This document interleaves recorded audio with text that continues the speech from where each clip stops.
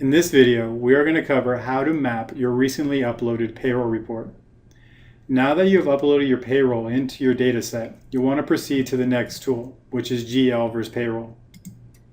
On this page, you will be presented with any payroll departments that do not have a general ledger expense mapping.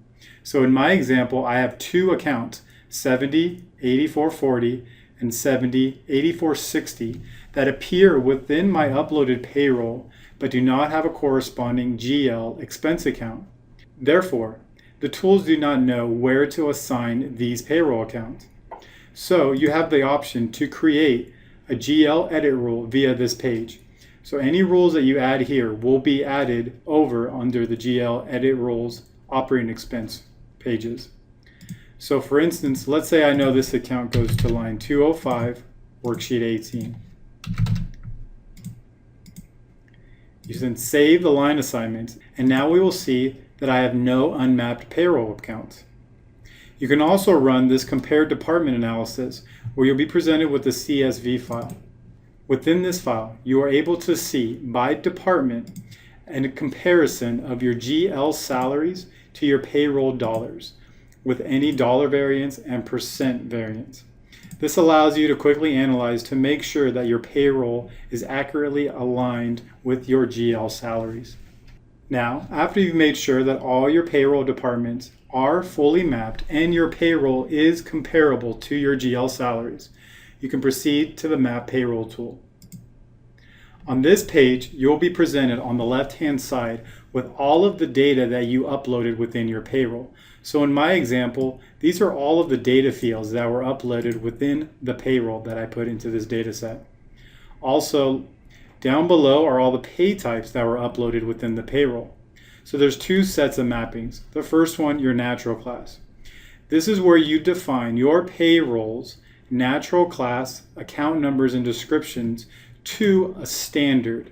This is a standard so the tools know what your specific accounts correspond to which OSHPD payer class. You can also associate each payroll natural class with a GL subaccount. Doing this helps refine your expense reclassifications. So if there was an instance where you were only reclassifying a management salary from a department, this will allow you to reflect it accurately within the payroll dollars and hours.